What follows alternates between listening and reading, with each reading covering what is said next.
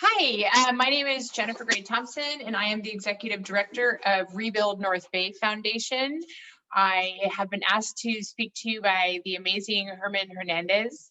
I am very happy to be here today, and I'm going to try to make this as brief as possible and let you know in advance that if you have any follow-up questions or comments, or just want to ask me something, that I'm very available to you. My email is jennifer@rebuildnorthbay.org. So my name is Jennifer Gray Thompson. I'm the Executive Director of Rebuild North Bay Foundation. We are a post-disaster nonprofit that sprang up out of the October 2017 fires. Specifically, we do advocacy, coordination, and collaboration. What that means is we're like a mothership for the long-term recovery of disaster. Over the past 3 years, we've put in over 15,000 staff hours solely to serve the 4 counties of Lake, Sonoma, Napa, and Mendocino. We have done about $1.6 million in direct relief to fire survivors and fire resiliency. And we have collaborated with over 98 organizations in really all with the goal of making us safer and greener, better, and hopefully in a faster manner. So I live in Sonoma Valley. Right now I'm sitting in my office in the city of Sonoma. I did grow up here. We moved here in 1974. I live with my husband, Douglas, and we have a 13-year-old son. He's my stepson, my husband's son from his first marriage. He's a wonderful kid. And like you, he's doing all of this from home. So we certainly know some of the opportunities and the challenges of what's going on there. We have 2 dogs. We have a giant English Mastiff named Gigi, who was just napping behind me moments ago, but she has left. And then a street dog from Fresno, whose name is Buddy, which is misleading because he is really not a very nice dog if he doesn't love you. He's actually pretty brutal if he doesn't love you.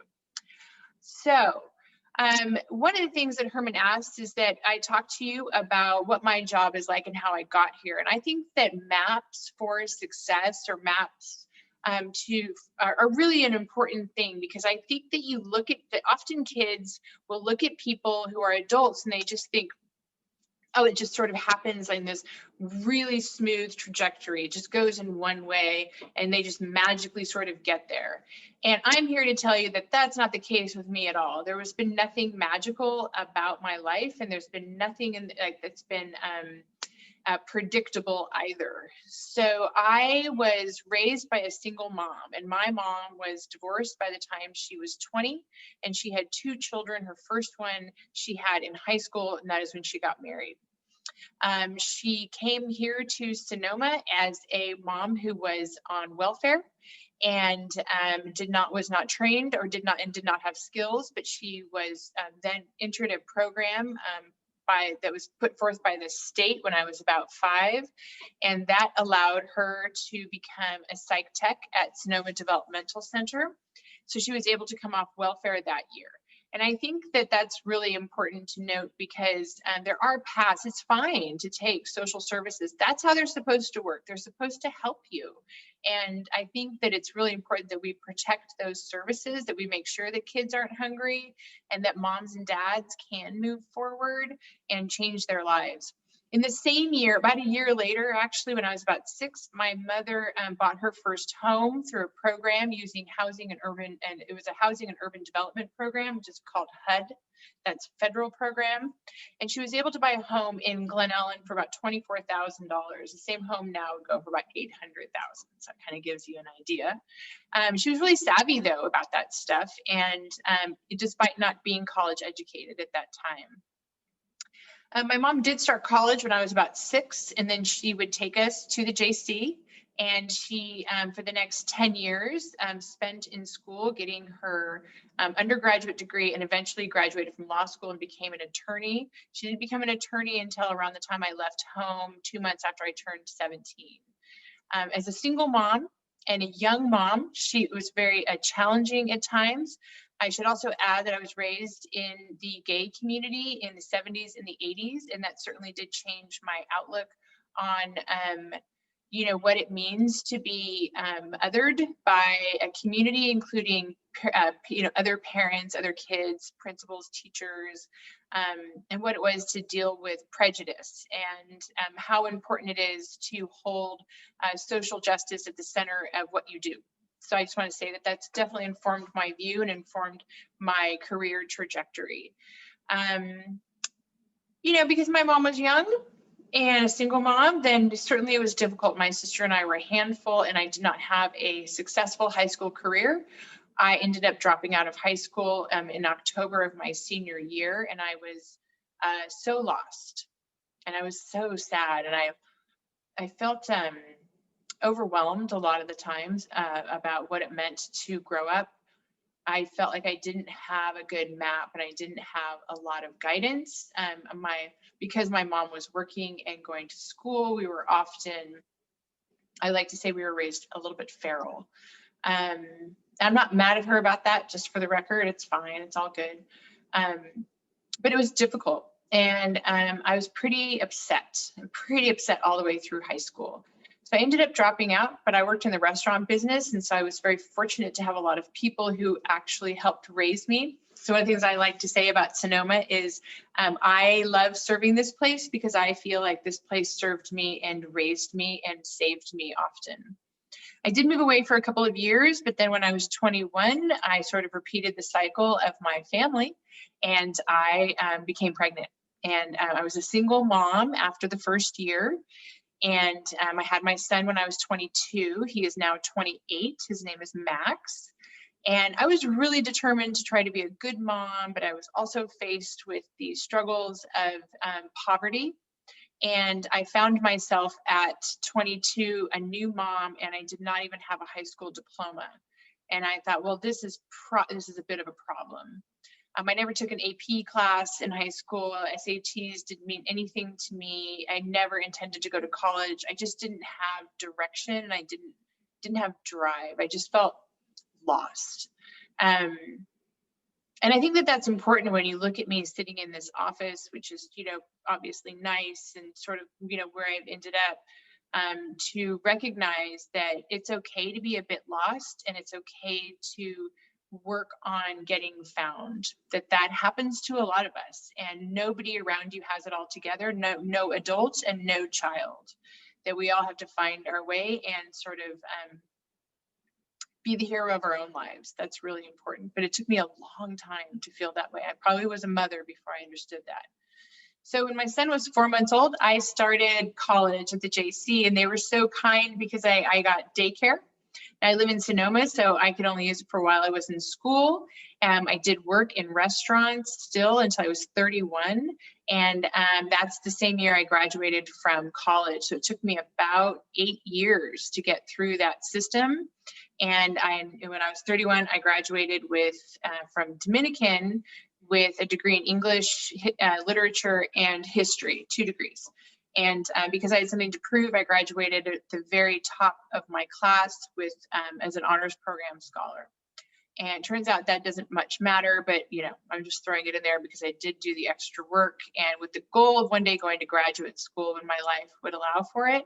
I was a very good college student because I clearly had something to prove, but also I found that the more I have invested in myself over my life, the more people were willing to step up and also invest in me.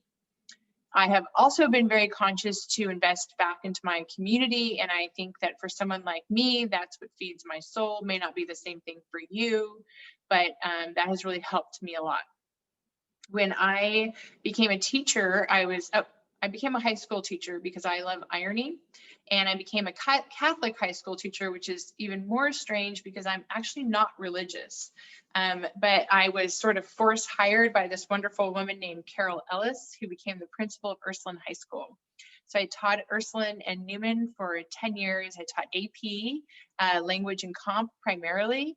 And those were a wonderful 10 years. I know that this is super challenging for y'all to be home, but I just want to say that I thought teenagers were great, man. I love them. I thought they were funny. They made me laugh so hard every day. I would laugh until I cried often. And teaching them was poignant, and I consider every moment of my life in the classroom and with my kids a moment of my life well spent and an investment that I would never take back. So congratulations on being you, because I'll bet you're all really smart and really amusing and witty and merciless too. You know, kids, they can smell blood if something's going on. Anyway. So after my son was, raising my son was difficult by myself, and his dad was a little tiny bit involved, mostly not, and money was always a problem, but I prioritized him. And, you know, private school teachers make less than public school teachers, so certainly that was a challenge, but he was able to go to Newman. And I also taught at Upward Bound concurrently for 7 years in Napa. So I definitely saw the difference in the opportunities and some of the privileges that were afforded to my kids at Ursuline and Newman that I did not see for my kids in Napa, that were mostly the children of farm workers. But I'm very proud of everything that they've become. There's a lot of PhDs in there. You know, shout out to Talent Search, Summer Search, and Upward Bound. So if any of you are in those programs or avid, right on, good for you. It does matter. You are a big deal. So then you know, Ursuline closed, but I was actually had already given my notice, and I was president of the union while I was at Ursuline. And while I was a teacher, I made sure that I volunteered during the summers. And so once my son was old enough that I could leave him for a couple of weeks with his dad, he was probably 9 before that was the case in the summer.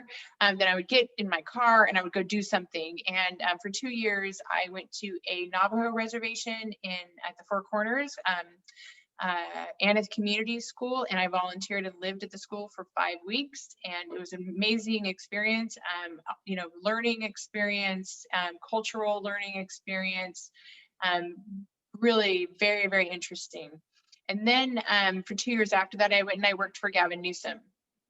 Now, because I could write, and I think this is really important, if you learn that skill, that skill in particular will always serve you. So do learn to write. Because I could do that, I worked then directly with him, and I wrote thousands of letters for him, and I did database. I did whatever they asked me to do, and I did that because I wanted to thank him for his stance on gay marriage specifically.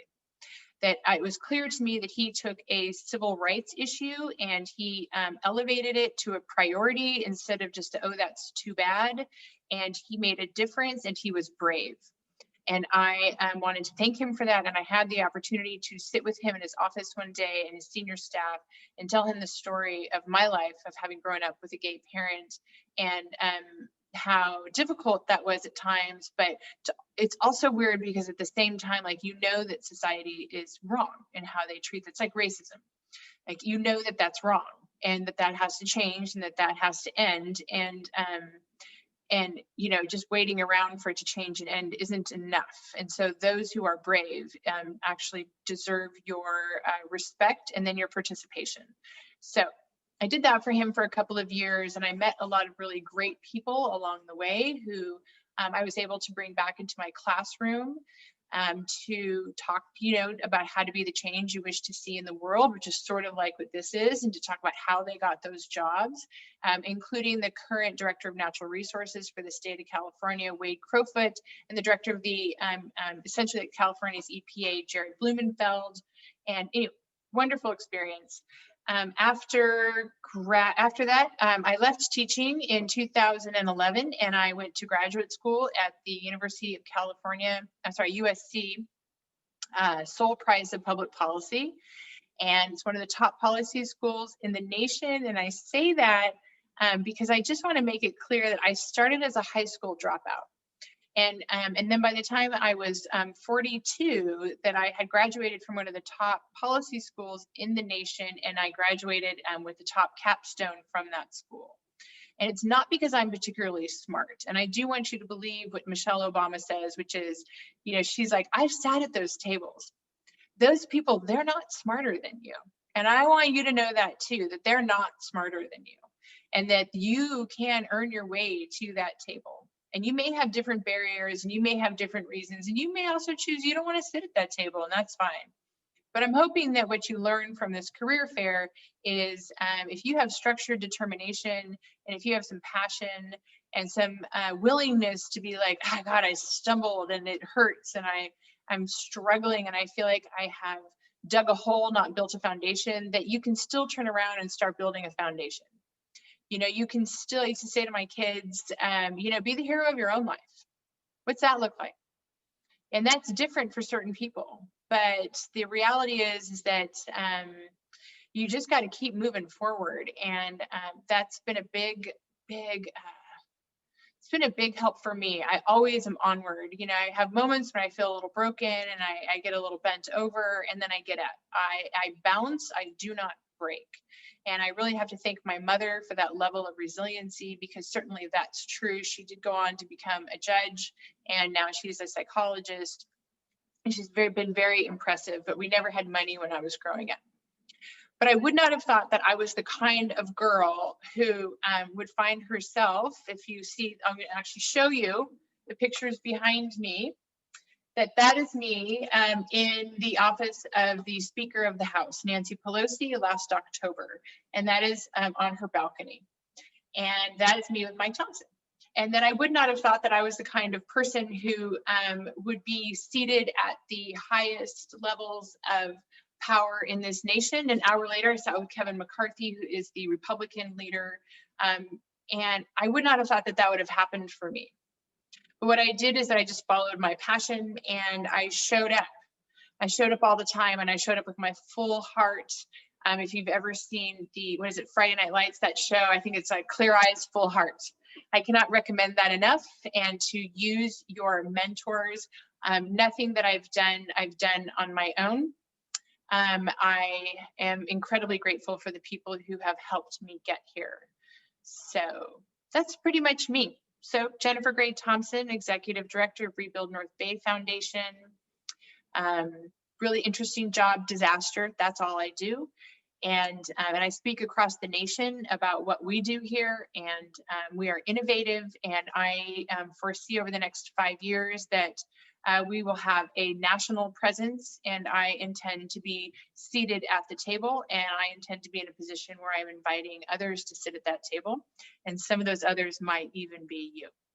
So thank you, Herman, for inviting me. Take care.